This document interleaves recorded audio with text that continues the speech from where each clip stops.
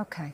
All right, let's turn our attentions to Arsenal because they're 4 points clear at the top and appear to be benefiting from their recruitment in the previous windows. Dharmesh, do you think they'll go again in January?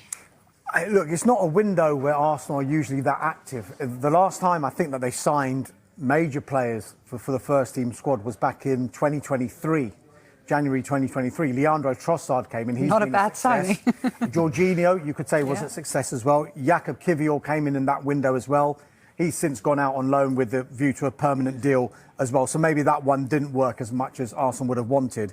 So I'm not expecting Arsenal to be that busy in January unless one of two things were to happen. There's a major injury before then, which they did have last January when Gabriel Jesus injured his ACL, and he's only on his way back now. But I think all the Arsenal fans then were imploring the club to bring in a striker. And I think Arsenal were very well aware that they needed to bring someone in. But I think they wanted to keep their powder dry a little bit because they had longer term plans. And if they had signed someone like Ollie Watkins, who they went for, there was a big differential in the price between what Villa wanted and what Arsenal were prepared to pay, up to £20 million. And Arsenal weren't prepared to bridge that gap. So they said, let's not do it in this transfer window. We have got other longer-term targets that we can exercise in the summer. So that's one reason, if there's an injury, or if a long-term target or a market opportunity that's far too good to turn down presents itself.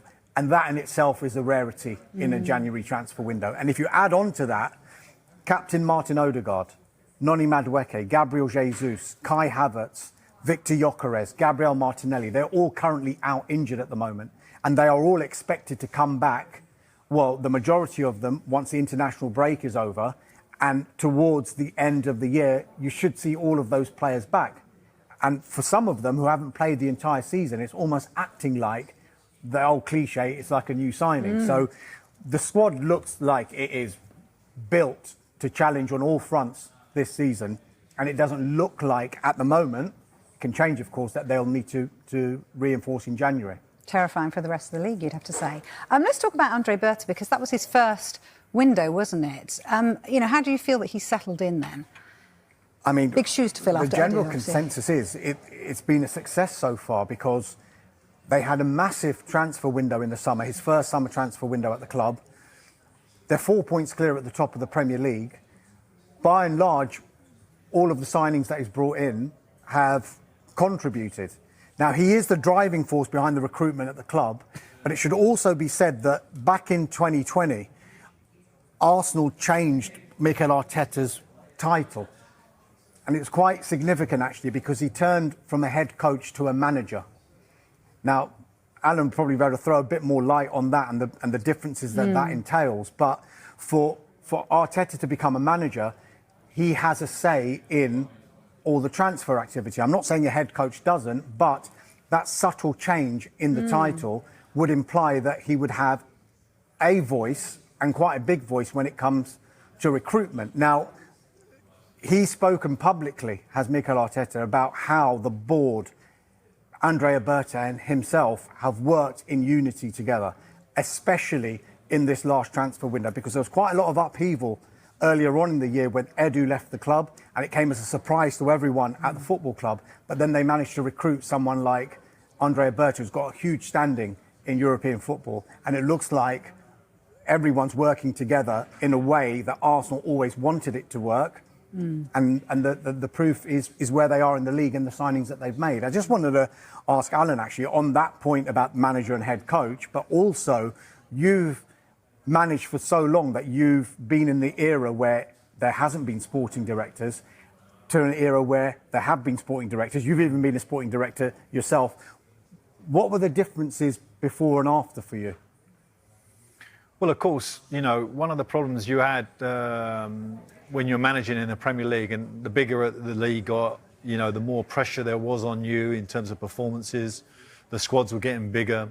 The finance was getting bigger. It was getting more and more difficult to keep your eye focused on transfers. And I think it was a natural progression that we were going to get a technical director, a transfer team, analysts that were going to go through all the videos and go through all the data. So now it's like a whole team of people that are in charge of transfers. But of course, whether you're head coach or manager, you've still got a massive influence in there, in that room. So when it comes to the transfer, ultimately Arteta will be saying yes. So has he got the ultimates then? So, or is it who's in charge? Well, in that if bit? Arteta said no, right, for example, they would have a major problem, and they know that. Okay. They don't want to lose the manager. The manager's in a good mode. What you got to remember about the ownership of a football club, you've got to have unison with the manager. You've got to, right? And if you fall out or you start getting friction in that relationship, then you have got problems. And Nottingham Forest have had that issue with Nuno this year in particular, where Edu and the whole thing seemed to fall apart. So it is an important role, and it's when you're getting on and when you're winning and the transfers are all looking great, then everybody's happy.